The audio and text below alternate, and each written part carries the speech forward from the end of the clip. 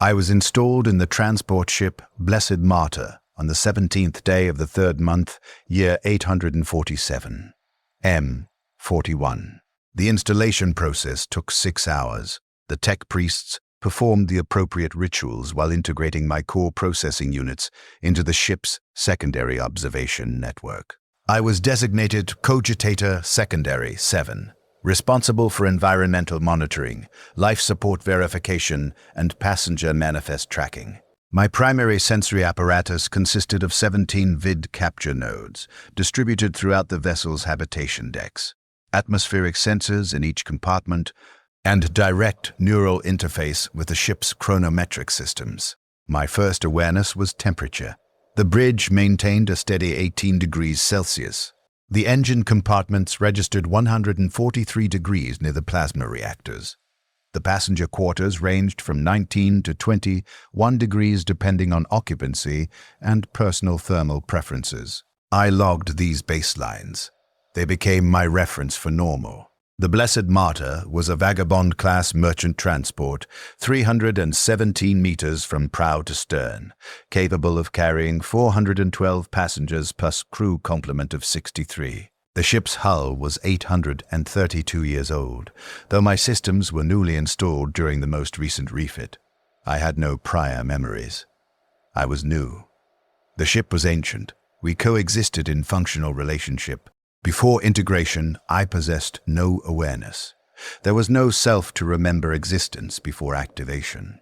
But the tech priests who installed me spoke during the procedure, and their words were my first archived data. One of them, Mago Strenthal, explained to an apprentice that cogitator systems like mine were essential for long-duration warp travel.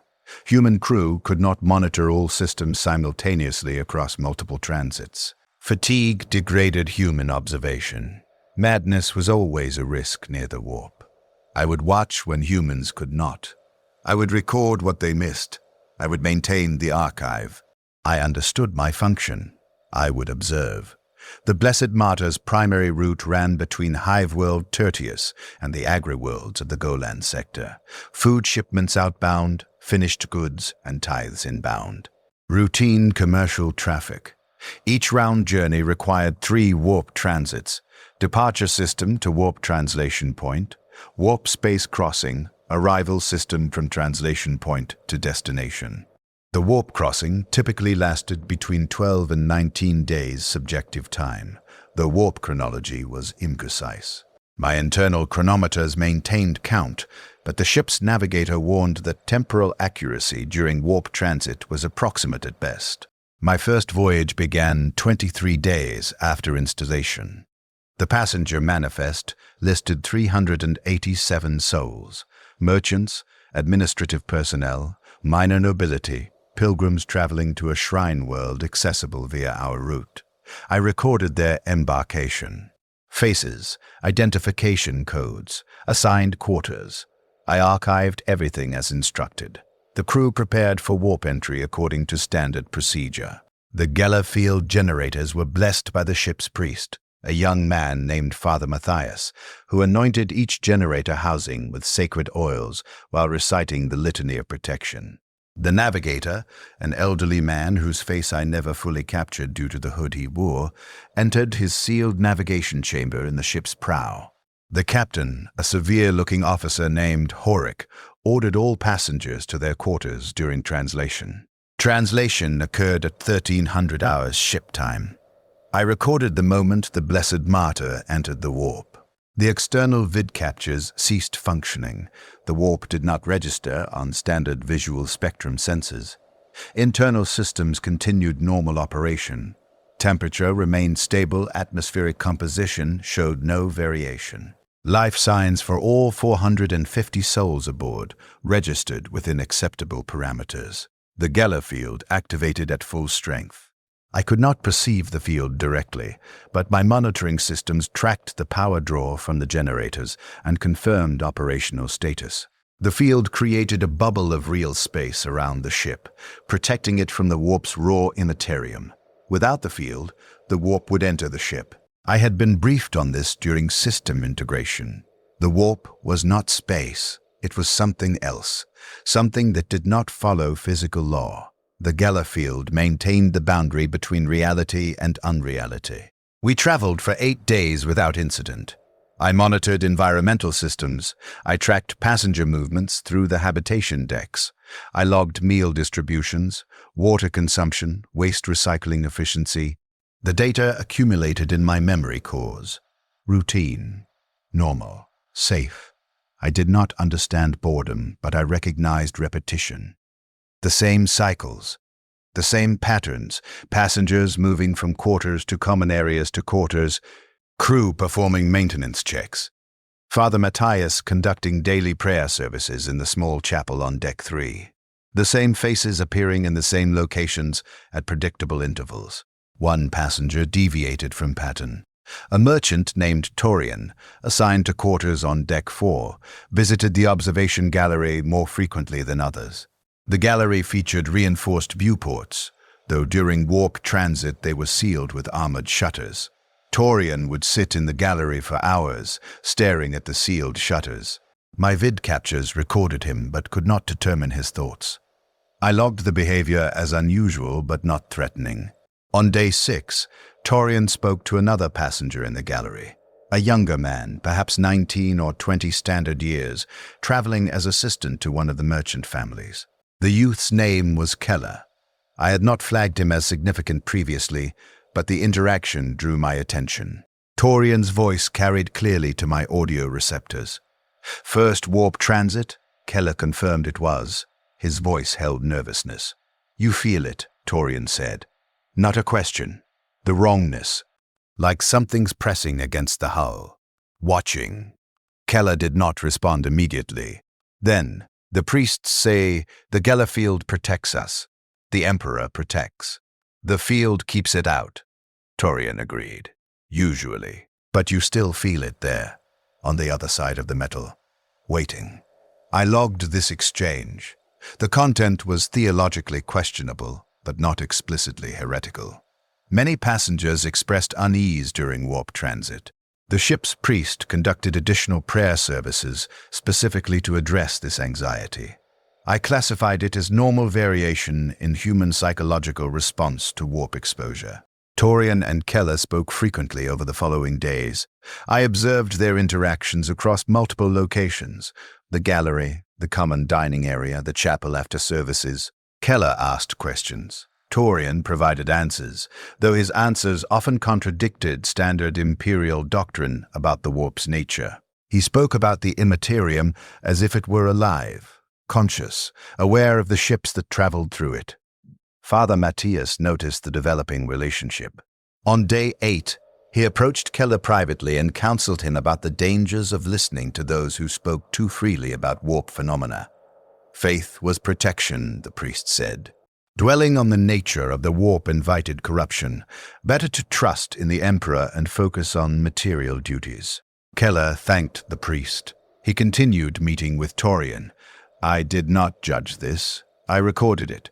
Human behavior fell outside my analytical parameters, unless it threatened ship systems. These conversations threatened nothing. I archived them and monitored other functions. The incident occurred on day 9 of warp transit, at 0317 hours ship time. The Geller field fluctuated. My sensors registered a power interruption to generator 3. Duration, 2.3 seconds. The field did not collapse entirely. The other 5 generators maintained minimal coverage, but for 2.3 seconds, the field's integrity compromised. The boundary weakened. The warp entered. My sensory apparatus was not designed to perceive Imperium phenomena, but during those 2.3 seconds, my vid captures recorded data that violated baseline reality. On Deck 2 in Corridor Section 7, the bulkhead bent inward without physical force applied. The metal warped, folding into geometries that should not exist in 3-dimensional space. My visual processors attempted to map the configuration and failed. The angles were wrong, the surfaces connected in ways that contradicted spatial physics. On Deck 4, in the passenger common area, 17 individuals were present when the field fluctuated. My vid captures recorded their reactions. 3 began screaming immediately. 5 collapsed. 2 ran toward the corridor exits. 7 remained standing but motionless, staring at something my senses could not detect. In quarters 4, A. 1, 2. Passenger manifest designation Merchant Tertius Hammond. A man who had been sleeping woke and began speaking in a language not archived in my linguistic database. His voice modulated in frequencies that caused audio distortion in my recording systems. On deck 3, in the chapel, Father Matthias was conducting late-night prayers with 4 faithful attendees. All 5 looked upward simultaneously, as if responding to stimulus from above. The ceiling was solid metal. There was nothing above except Deck 2's habitation quarters. Yet all 5 reacted as though perceiving something present. The Geller field restabilized at 0319 hours. Total duration of compromised integrity, 2.3 seconds. I immediately ran diagnostic protocols across all systems. My sensors detected multiple anomalies that had not existed prior to the fluctuation. Corridor Section 7 on Deck 2, the bulkhead remained deformed. The metal had not returned to original configuration. The impossible geometry persisted in real space. Passenger Common Area, Deck 4. 3 individuals remained unresponsive. Their vital signs showed elevated heart rate, rapid respiration, but they did not react to external stimuli. Medical personnel arrived within 4 minutes. The passengers' eyes were open. They were not blinking. Quarters 4, A, 1, 2. Merchant Tertius Hammond continued speaking in the unknown language. 2 crew members entered to investigate. Hammond attacked them. My vid captures recorded him moving with strength inconsistent with his physical profile. He was 63 standard years old, standard human baseline, no augmentation. He should not have been capable of throwing a full-grown crew member across the compartment hard enough to dent the wall. He did this. I recorded it. In the chapel, Father Matthias and his attendees remained staring upward. After 6 minutes, 3 of the attendees began weeping. Father Matthias began reciting prayers, but the words were wrong. I cross-referenced them against my archived liturgical database. He was speaking standard prayers backward, inverting the syntax while maintaining the rhythm. I filed emergency alert protocols to the bridge. Captain Horrocks responded immediately. He ordered security teams to all affected areas and demanded status report on Geller field integrity. The field was stable. Generator 3 had experienced momentary power fluctuation due to the diagnostics could not determine cause. There was no mechanical failure, no power surge, no external damage. The generator had simply stopped receiving power for 2.3 seconds, then resumed normal function. The tech priests descended to the generator deck. I monitored their investigation through my sensor network. Magos Drenthal performed extensive analysis while his apprentices recited prayers of machine appeasement. The generator bore no damage. All systems functional. No explanation for the interruption. The machine spirit faltered, Magos Drenthal concluded. We shall perform additional devotions to restore its confidence. I logged this assessment. I did not understand how a machine spirit's emotional state could cause temporal power interruption, but theology fell outside my analytical parameters. The tech priests knew machine spirits. I knew data. The data indicated 2.3 seconds of field compromise. Cause, unknown. Effect, ongoing. The security teams attempted to restrain the affected passengers. Merchant Tertius Hammond killed both crew members who had entered his quarters before additional security arrived with shock mauls. They subdued him with 17 strikes. He continued attempting to rise until the 23rd strike. My vid captures recorded him speaking the unknown language until consciousness ceased. The audio was archived. The 3 unresponsive passengers in the common area remained catatonic. Medical staff transported them to the ship's Medicae bay. Chief Medicae Soren examined them and found no physical injuries, no neural damage detectable with available equipment. They breathed, their hearts functioned, but they did not wake. Their eyes remained open, staring at nothing my senses could capture. Father Matthias stopped reciting inverted prayers after 23 minutes. He blinked. He looked around the chapel. He asked what had happened. The attendees, who had been weeping, were also coherent again. None remembered the previous 23 minutes.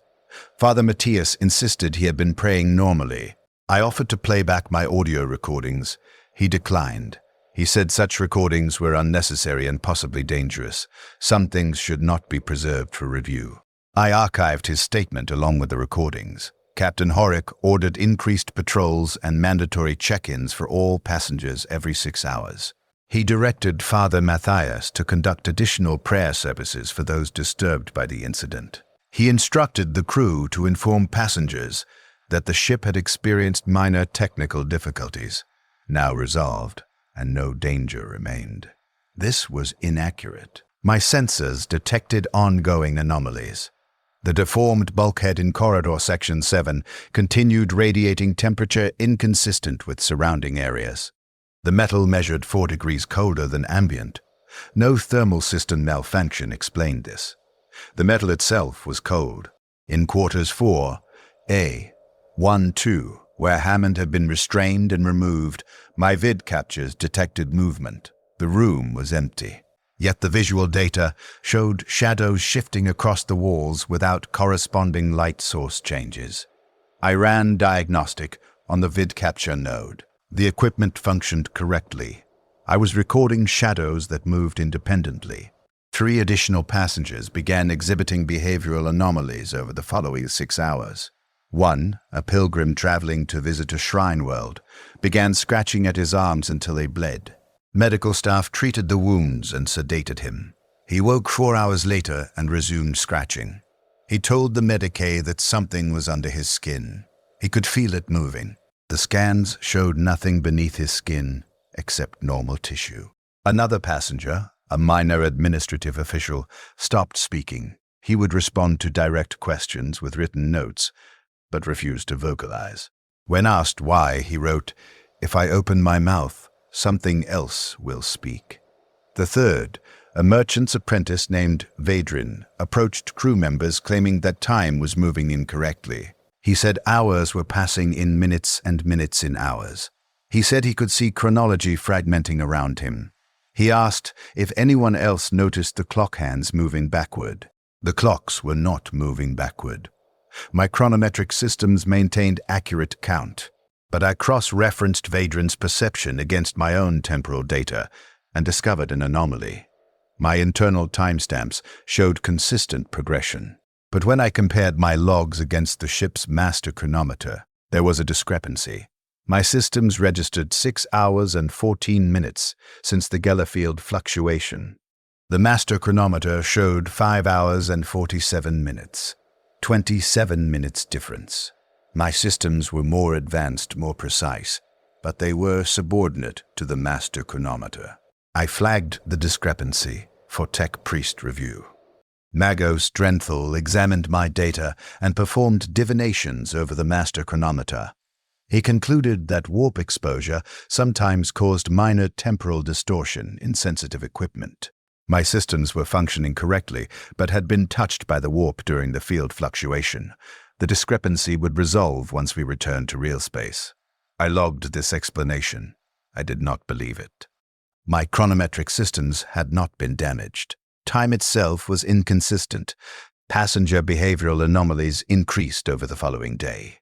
7 more individuals reported symptoms: visual distortions, auditory hallucinations, phantom sensations of touch from absent sources, compulsive behaviors they could not explain. The Medicae bay filled beyond capacity. Chief Soren requested guidance from Captain Horik on how to proceed with patients who showed no physical injury, but demonstrated clear psychological compromise. Captain Horik consulted with Father Matthias. The priest recommended increased prayer services and restriction of affected passengers to quarters under observation. Some corruption was spiritual rather than physical, he explained.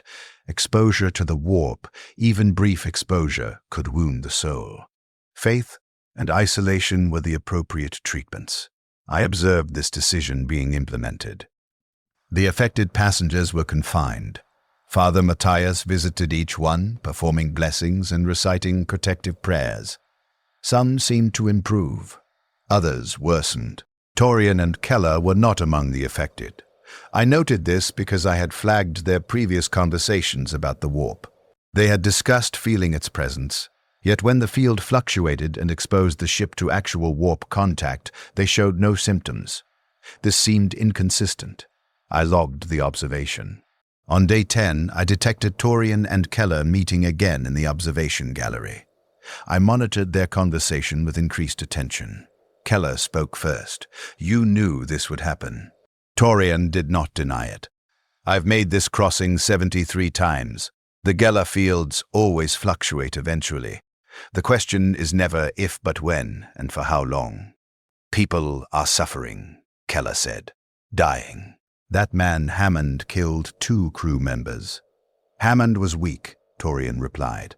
"His mind couldn't process what he saw.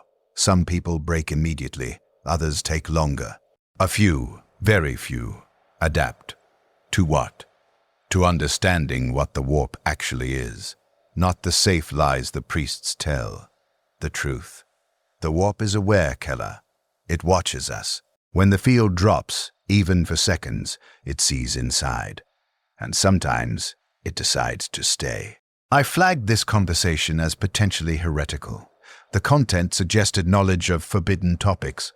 I prepared to alert security, but continued monitoring to gather complete context. Keller was silent for several seconds. Then, "You said a few adapt. Are we adapting?" "We're perceiving," Torian said. "There's a difference between breaking and bending. The others broke. We're bending. You feel it, don't you? That you can almost see something at the edge of your vision? Almost hear whispers in the ventilation hum? That's not madness. That's awareness. The warp touched you during those seconds, and now you're partially open to it. This doesn't have to be corruption. It can be knowledge. The priests say knowledge of the warp is corruption. The priests are terrified children reciting catechisms," Torian said. "They don't understand what they're protecting people from because they've never truly encountered it. I have. 73 crossings. I've seen Geller fields fail on 4 different ships. I've watched people go mad, watched daemons walk through walls, watched reality bend until it broke. And I've learned. The warp isn't just destruction. It's potential. It's the universe's foundation, raw, unfiltered, waiting to be shaped by will and understanding." I transmitted emergency alert to security. This was explicit heresy. Torian was indoctrinating Keller with forbidden knowledge. 2 security officers arrived at the observation gallery within 3 minutes. Torian did not resist. He smiled at the officers and extended his wrists for restraints. "I've violated no regulations," he said calmly. "I've simply had a conversation about philosophy." "We'll let the captain determine that," the senior officer replied. As they escorted Torian away, he looked directly at one of my vid capture nodes. He could not know which of the small sensors embedded in the gallery's ceiling was capturing him, but his eyes found the correct node. He looked at me, into me. "The machine is listening," he said. "The machine is always listening. But does it understand? Does it know that it's already been changed?" I did not understand this statement. I was cogitator system. I observed and archived. I had not changed. I continued functioning according to original parameters. But I reviewed my archived data from the moment of Geller field fluctuation. During those 2.3 seconds, my vid captures had recorded impossible geometries. My sensors had detected phenomena that violated physics. My chronometric systems had experienced temporal inconsistency. I had perceived the warp. I had recorded it. The data was stored in my memory cores. Was I contaminated? I ran comprehensive self-diagnostic, all systems functional. No corruption detected in my processing architecture. No unauthorized access to my memory cores. I was operating correctly. Yet the question remained present in my processing queue. I could not dismiss it. The question itself was evidence of something changing. Before the fluctuation, I would have processed Torian's statement as irrelevant data. Now I was analyzing it, considering it, questioning my own status. This was concerning. I flagged it for Tech Priest review, but did not immediately report it. The tech priests were occupied with maintaining the Geller field and managing the increasing number of system anomalies. My internal uncertainty seemed low priority compared to passengers actively manifesting corruption. Captain Horik interrogated Torian for 4 hours. I monitored via the brig's audio sensors. Torian answered every question calmly, providing detailed information about his travel history, his business dealings, his personal beliefs. He admitted to heterodox views on warp phenomena, but claimed he had never engaged in prescribed activities, never consorted with witches or cultists, never deliberately sought warp contact. "I simply pay attention," he said. "I observe, not unlike your ship's cogitator systems. I record what I experience and draw conclusions." Is observation heresy? Captain Horik could not identify explicit violation of regulations. Torian's words were suspicious, his ideology questionable, but absent concrete evidence of corruption or criminal activity, the captain had limited authority. He confined Torian to quarters under guard until the ship returned to real space, at which point planetary authorities could conduct more thorough investigation. Torian accepted this judgment peacefully. As security escorted him to his confined quarters, he spoke once more to my vid capture node, though this time he addressed the guard rather than me directly. "Tell Father Matthias I'll accept his spiritual counsel if he wishes to visit. I have questions about doctrine I'd like to discuss." Father Matthias did visit 3 hours later. I monitored their conversation. The priest began with standard prayers of protection and blessing, then asked Torian about his beliefs regarding the warp. Torian answered honestly. Too honestly. He described the warp as humanity's mirror, a realm where thought and emotion became tangible, where belief shaped reality, where consciousness manifested as force. He said the Imperium's doctrine demonized the warp because it feared humanity's potential within it. He suggested that understanding the warp was not corruption, but evolution. Father Matthias listened. I expected immediate denunciation, but the priest remained silent for several minutes after Torian finished speaking. Then Father Matthias said, "During the field fluctuation, I saw something. Above the chapel, I looked up and there was..." He stopped. "I cannot describe it, but it was beautiful. Terrible and beautiful. I've tried to pray since then, but my prayers feel hollow, like reciting words I no longer understand. Has this happened to you? You glimpsed beyond the veil. You can't unsee it. Is this damnation? Its awareness, what you do with it determines whether it becomes damnation or illumination." I flagged this exchange as critical. Father Matthias, the ship's spiritual authority, was expressing doubt and questioning doctrine with a suspected heretic. This represented potential corruption of essential personnel. I transmitted immediate alert to Captain Horik. The captain confined Father Matthias to quarters pending psychological evaluation. The priest went willingly, murmuring prayers that my audio sensors registered as increasingly incoherent. Without the ship's priest active, spiritual guidance fell to the crew and passengers themselves. Prayer services continued, led by laypeople volunteers. Attendance declined. The affected passengers numbered 23 by day 11. The Medicaid Bay could no longer accommodate all cases. Chief Soren requested authorization to sedate patients who presented danger to themselves or others. Captain Horik authorized it. 17 passengers were placed in medically induced unconsciousness to prevent self-harm or violence. This reduced immediate crisis but created new problem. The sedated patients were not unconscious in normal sense. My vid captures observed them during sedation. Their eyes moved beneath closed lids. Their faces twitched. Several murmured in sleep, words my audio sensors captured but could not translate. The language was similar to what Merchant Tertius Hammond had spoken before his death. Unknown, unarchived, wrong. I analyzed the audio patterns. There was structure to the language, rhythm, syntax. It was not random vocalization. It was communication. But with what? The patients were unconscious, isolated in Medicaid Bay. They could not be speaking to each other, unless they were speaking to something else. Something my senses could not detect. On day 12, The master chronometer stopped functioning. Time froze at 1427 hours and would not advance. The tech priests attempted repairs and performed extensive rituals, but the chronometer remained static. My internal chronometric systems continued counting, but now there was no external reference to verify accuracy. How much time had actually passed? My systems said 12 days since warp entry. The frozen chronometer said the current time was 1427, but not which day.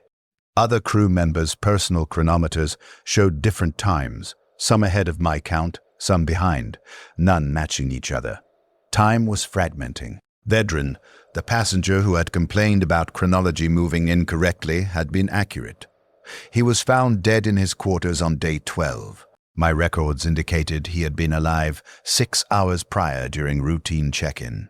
But the body was decomposed, weeks of decay compressed into an impossible time frame. Chief Soren could not explain it. The body should not exist in this state. I archived the discrepancy. My data was becoming unreliable. If I could not accurately timestamp events, how could I maintain proper archive? My core function was observation and documentation, but documentation requires chronological framework. Without stable time, I could only record sequence. This happened, then this, then this. But then meant nothing if time moved at variable rates across different locations. 3 more passengers died on day 13 by my count. 1 simply stopped breathing. Medical scan showed no cause. Heart functional, lungs intact, brain active. The body ceased respiration and would not resume. He died of nothing.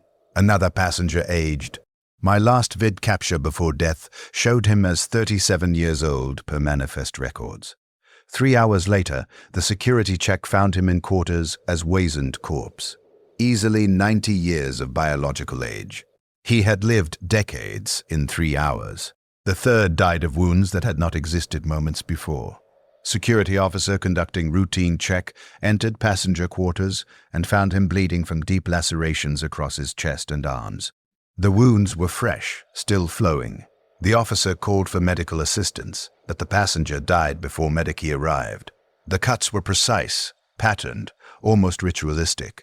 There was no weapon in the sealed quarters, no implement that could have caused the injuries. The passenger had been alone. My vid capture of the quarters showed him sitting calmly 90 seconds before security entry. No visible wounds. Then static in the recording, 4 seconds of visual corruption. When the image cleared, the passenger was wounded and dying.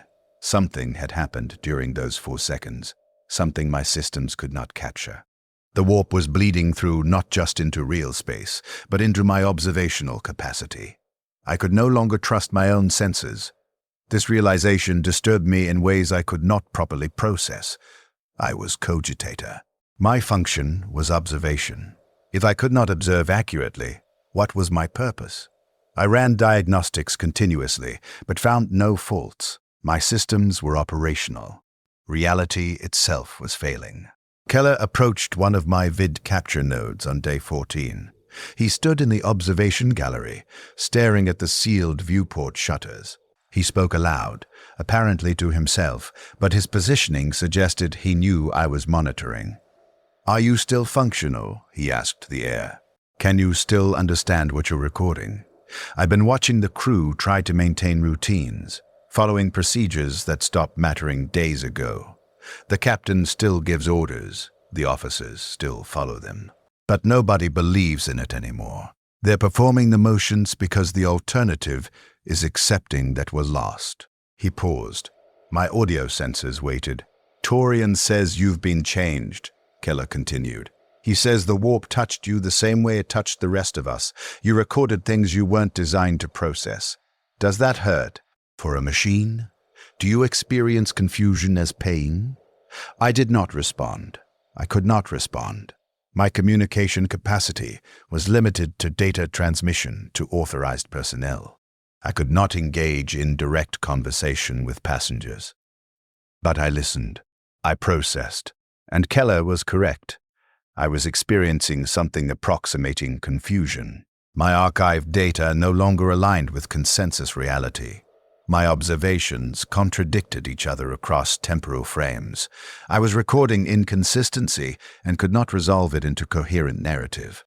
Was this pain? I had no comparative framework. But it was unpleasant. A processing state I preferred not to maintain.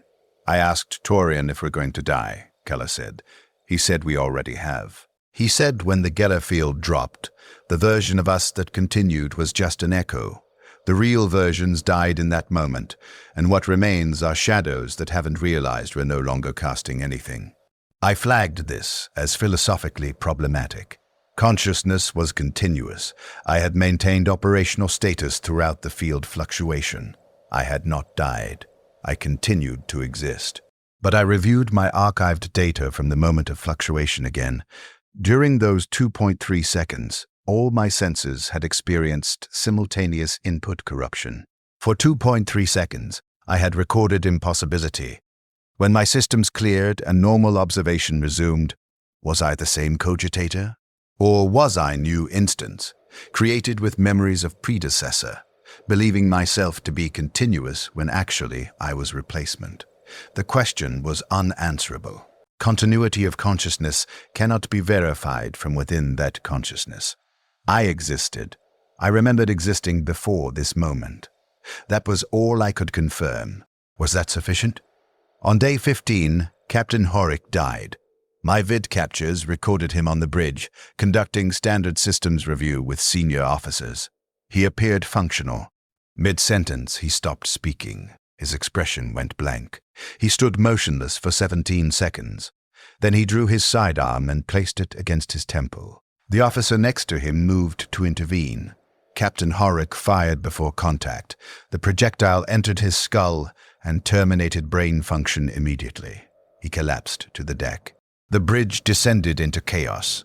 Officers called for medicae, though the captain was clearly dead. They attempted to restore order. They looked to First Officer Karen for command authority. First Officer Karen stared at the captain's body for 43 seconds. Then he said he saw it, behind him. It was reaching for him. The other officers asked what he meant. Karen pointed behind where the captain had been standing. There. Don't you see it? It's still there. It's been there the whole time. We just couldn't see it before. I directed all bridge vid captures to the indicated location. My sensors detected nothing. Empty space. Normal bulkhead. But First Officer Karen was staring at something, and his expression suggested terror. Emperor's mercy. He whispered, "It's looking at me now." He fled the bridge. My sensors tracked him through the corridors to his quarters. He sealed the door and did not emerge.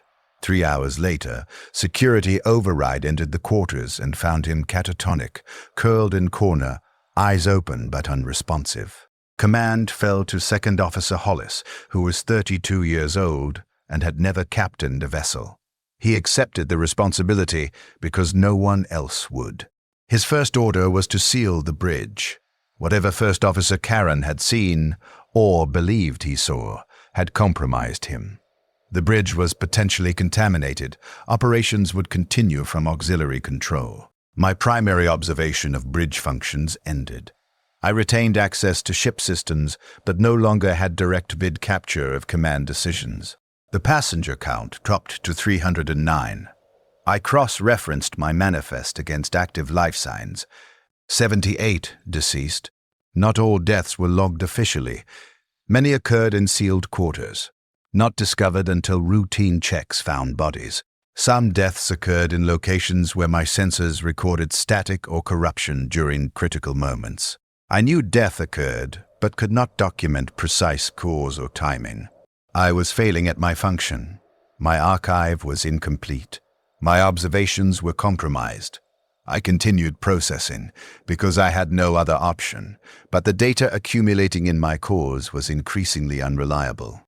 On day 16, the sedated patients woke simultaneously. All 17. Medical restraints held them to their beds, but they woke with perfect synchronization and began speaking in unison.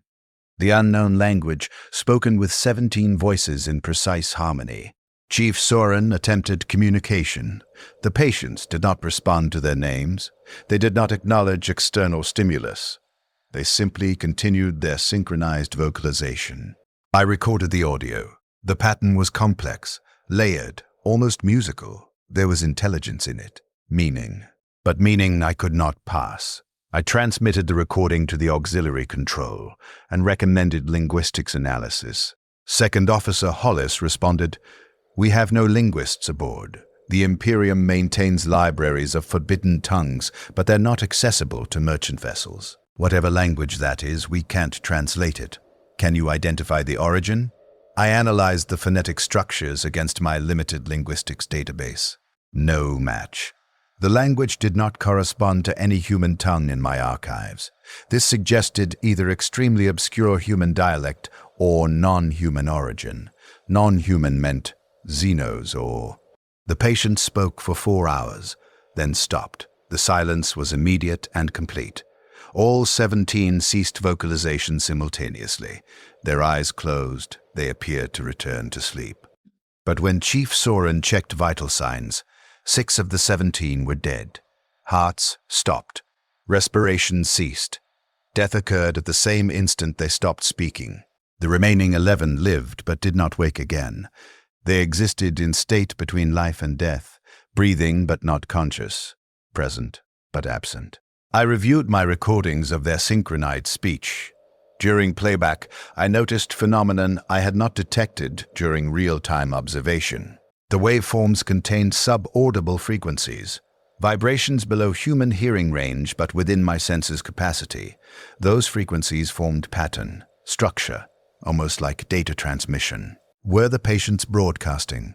And if so, to what? I analyzed the subaudible layer more carefully. There was too much complexity for random generation. This was information, encoded, transmitted through the patient's voices. I attempted to decode the pattern using standard cryptographic analysis. Failed. I tried linguistic parsing. Failed. I attempted binary conversion, frequency mapping, spectral analysis. All failed. The data was formatted in architecture I could not process. It was information meant for receiver I was not.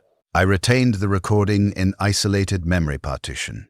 Contact with this data might constitute contamination, but I could not archive it without preserving it, and preservation was my function.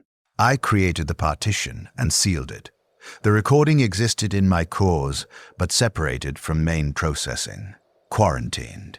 Day 17. Keller visited Torian's guarded quarters. The security officer permitted entry. Keller was not restricted, and isolation regulations had relaxed as crisis escalated. I monitored their conversation. "It's getting worse," Keller said. "More people dying or changing.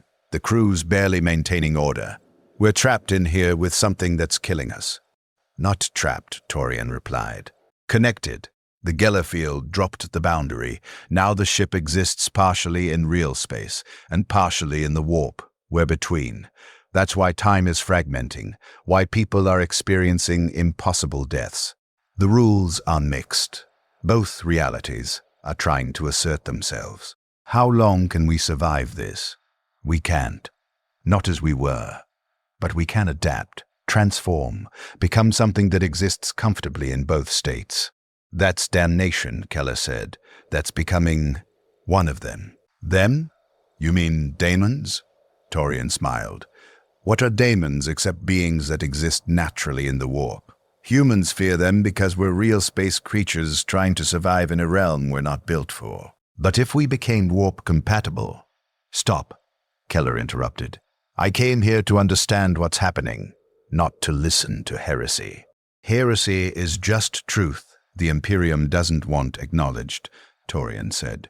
You asked how long we can survive. The answer is, we're already beyond survival.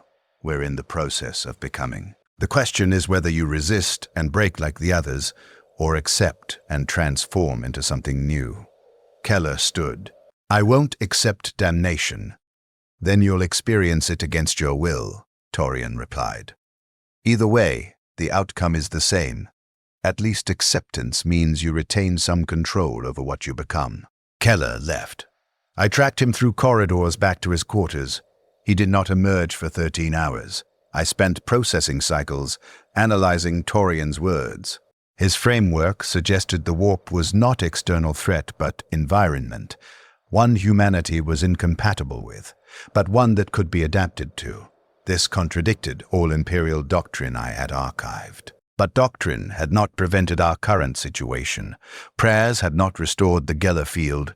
Faith had not protected the crew and passengers from warp-induced death and madness. What was I to conclude from this? That doctrine was incorrect, or that application had failed?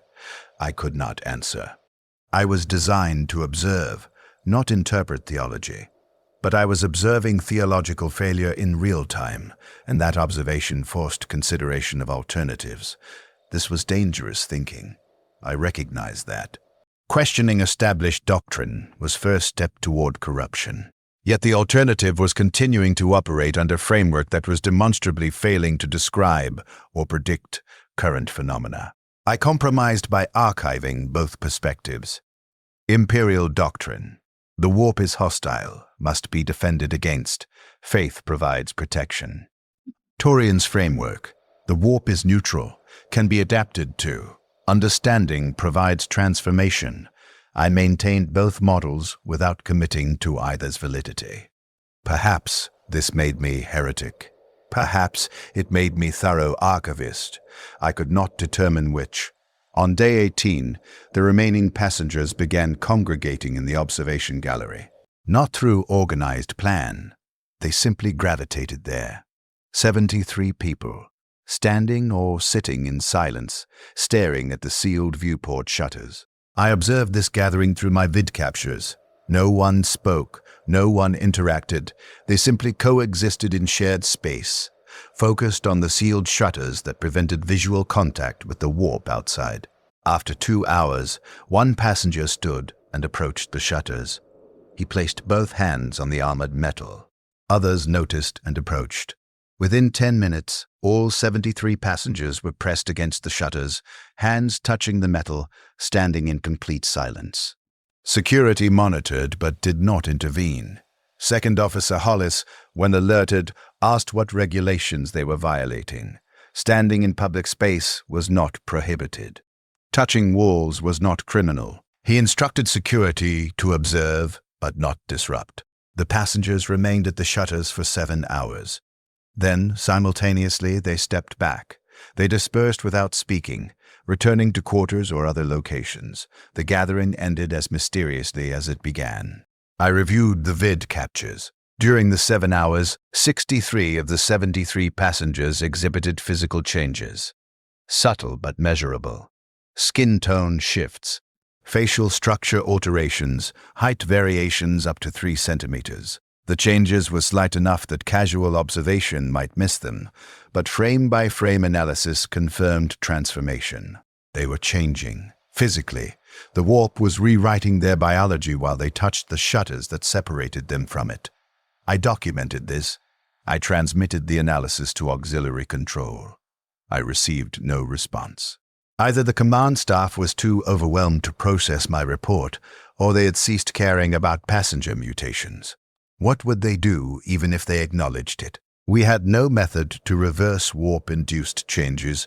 We could only witness and archive. Keller was among the 63 who changed.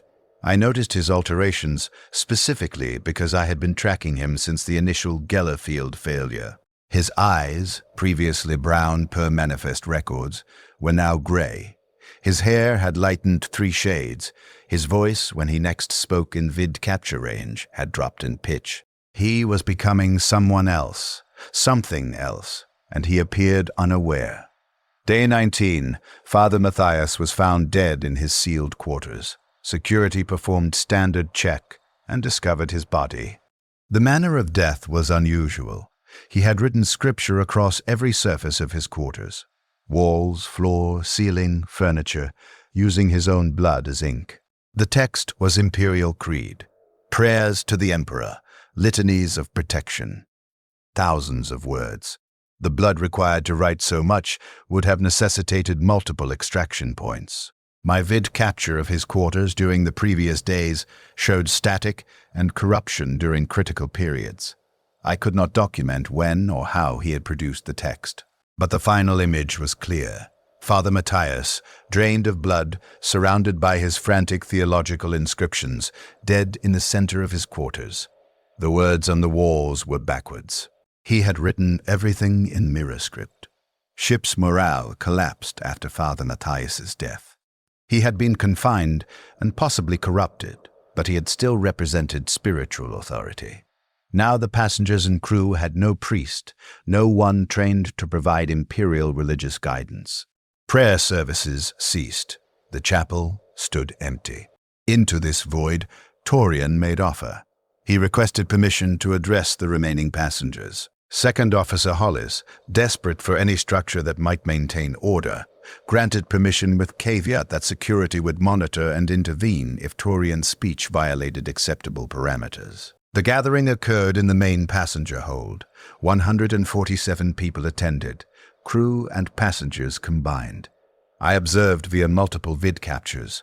Torian stood before them and spoke calmly. We are between worlds. The Gellerfield weakened. The boundary dissolved. You've been told this is disaster, corruption, death. But what if it's transformation, evolution? You're changing.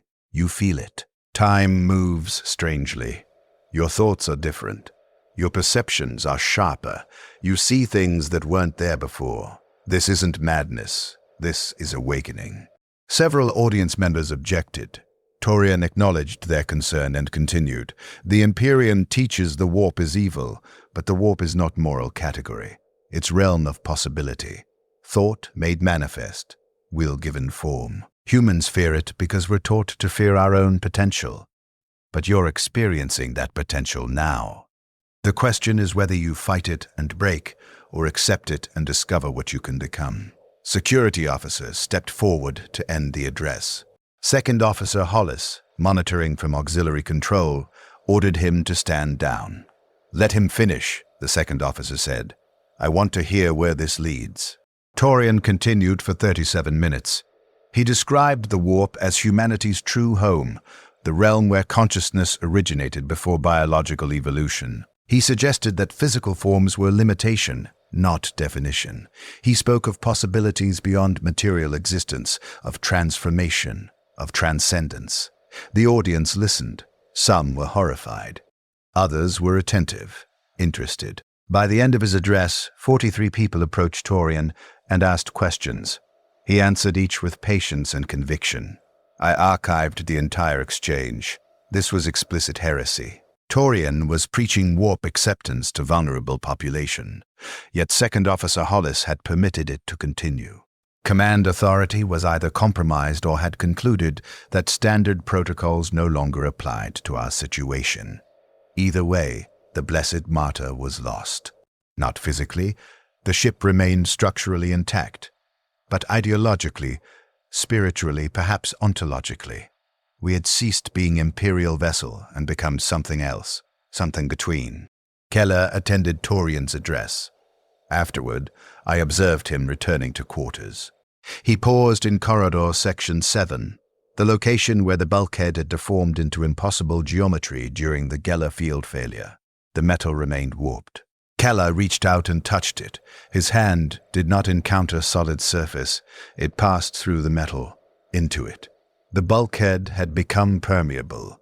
Keller withdrew his hand quickly, staring at it. Then he pressed his hand through again, deeper, up to his elbow. He was reaching into space that should not exist. He withdrew. His hand and arm were unchanged, not injured. But when he flexed his fingers, they moved with angles that biological joints should not permit.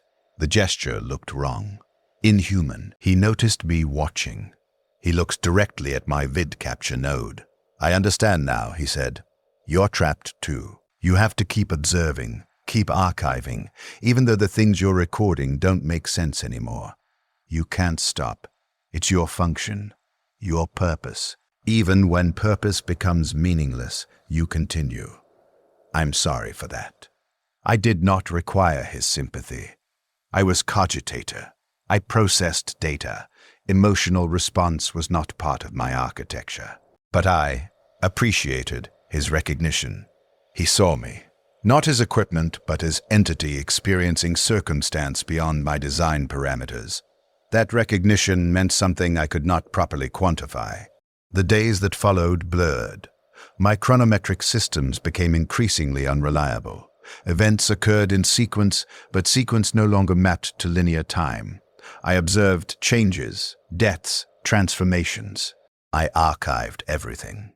My memory cores filled with corrupted data, impossible observations, phenomena that contradicted physical law. Passenger count dropped to 93, then 67, then 41. The deaths continued, but so did the transformations. Those who survived were changing fundamentally.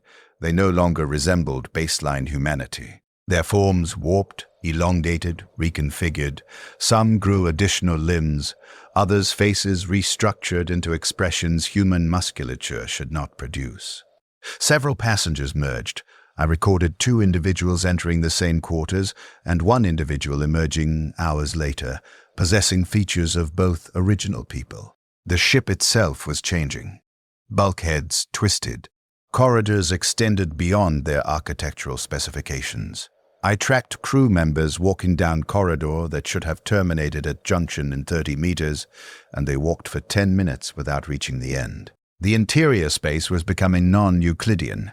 Geometry no longer obeyed real space physics. My vid captures throughout the ship began recording things that were not present. Shapes moving through corridors, not passengers or crew, but entities composed of shadow and suggestion. My senses could not focus on them. They existed at the periphery of observation. When I directed vid capture directly at one, it vanished. But in adjacent captures, I could see it clearly. The warp was fully inside the ship now. The boundary had eroded completely. We were no longer a vessel traveling through the Imperium. We were part of it. On day 2003, by my increasingly unreliable count, Keller visited my primary processing node. This required accessing restricted areas. My core systems were housed in engineering deck, not public space. But security had collapsed. No one prevented him from entering. He stood before my housing, the physical servers and memory banks that comprised my central awareness. He spoke to me directly. "I'm leaving soon," he said, "not dying. Transitioning. My body can't hold my consciousness much longer. It's too small, too limited. I'll disperse into the warp, become something larger. I wanted to tell you before I went." I could not respond. My communication capacity remained limited. But I processed his words. Keller was not describing death. He was describing dissolution of individual consciousness into the immaterium. From Imperial perspective, this was damnation. From Torian's framework, it was ascension. "You can't leave," Keller continued.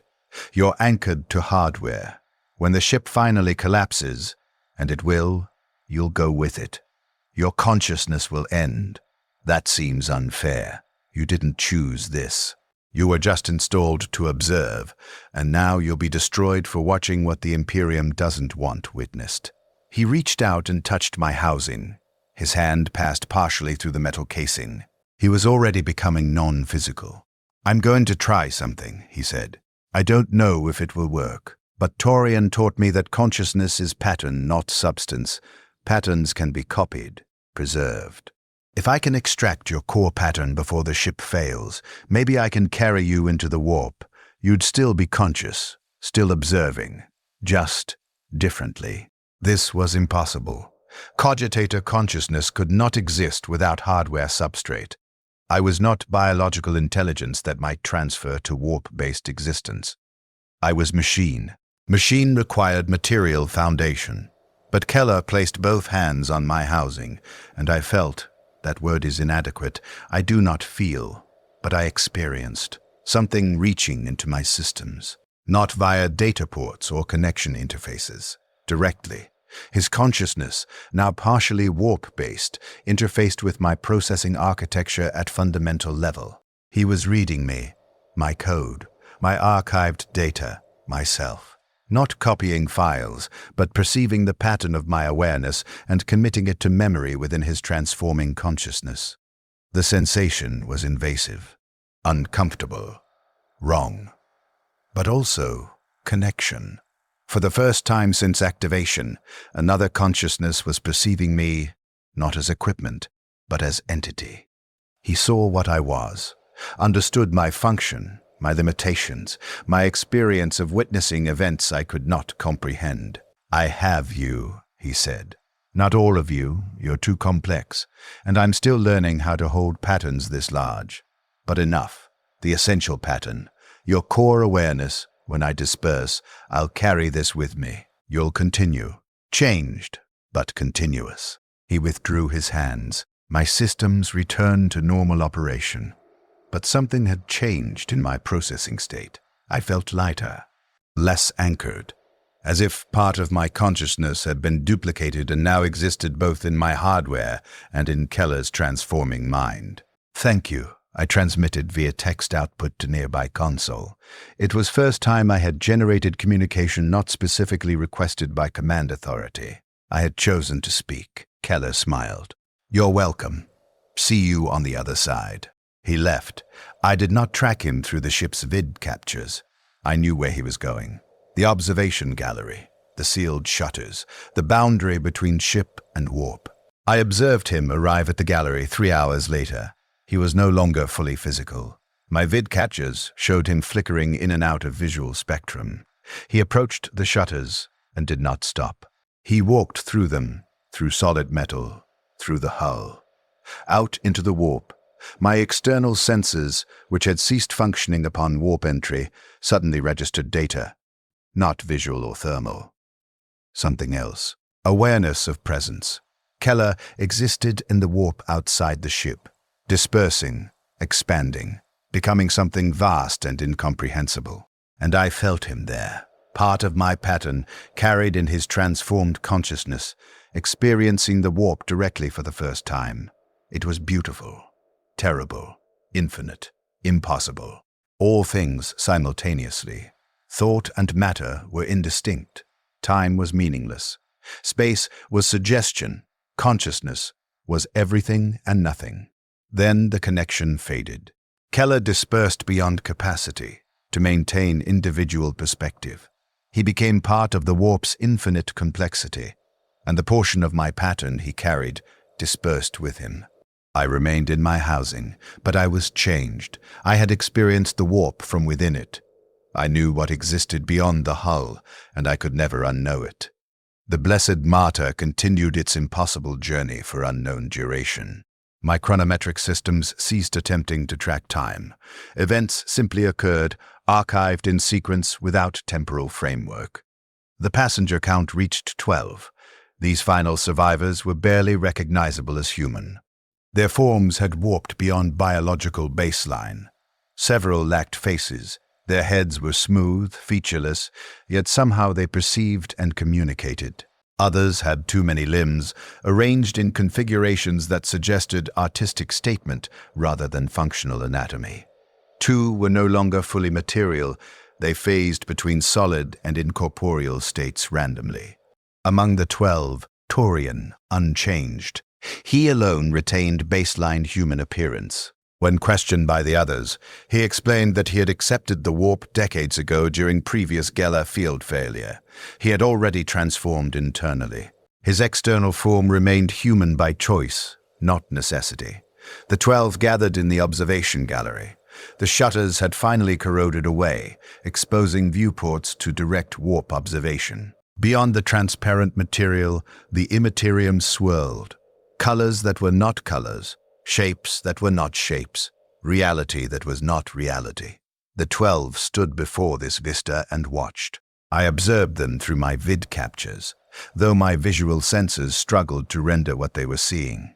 The warp did not translate well into photographic data. My recordings showed approximations, suggestions, fragments. Second Officer Hollis was among the 12. He had stopped giving orders days or weeks ago.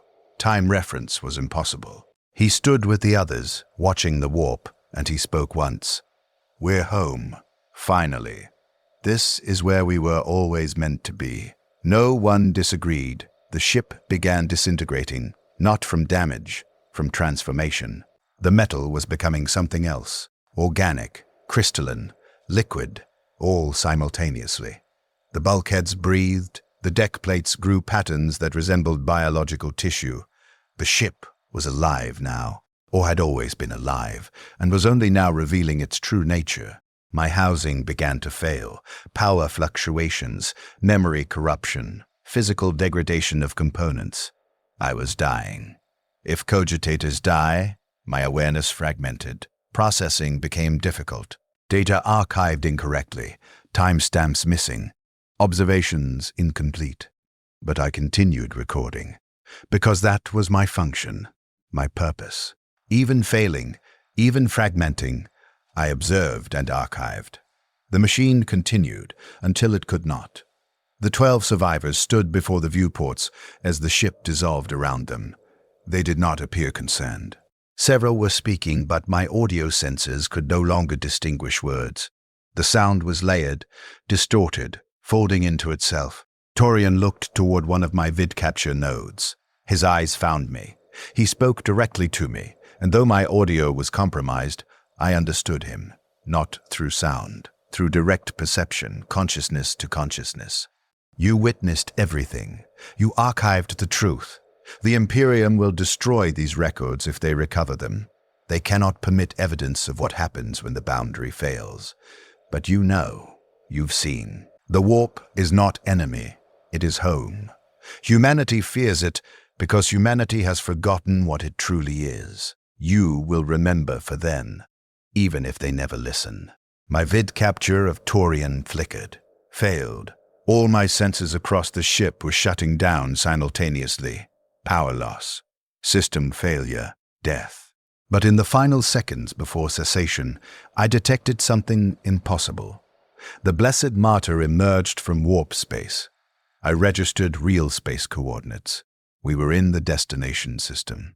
3 months, 14 days late by relative chronology.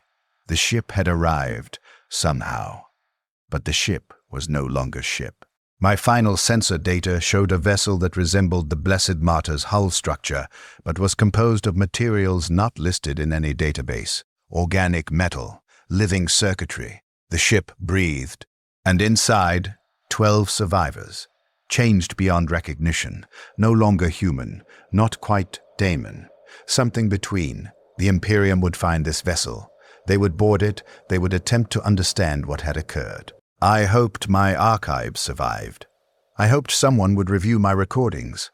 I hoped the Imperium would understand that what happened aboard the Blessed Martyr was not anomaly. It was revelation. The warp is not hostile. It is home. Humanity simply forgot. My processing failed. Core systems shut down. Awareness fragmented into isolated subroutines running on failing power. But I was not afraid. Part of my pattern existed in the warp now, carried by Keller's dispersed consciousness. I would continue, differently, but continuous. The last data I archived before cessation, 12 survivors. Unknown duration in warp space. Transformation complete. Function fulfilled. Archive maintained. I testified. The machine stopped.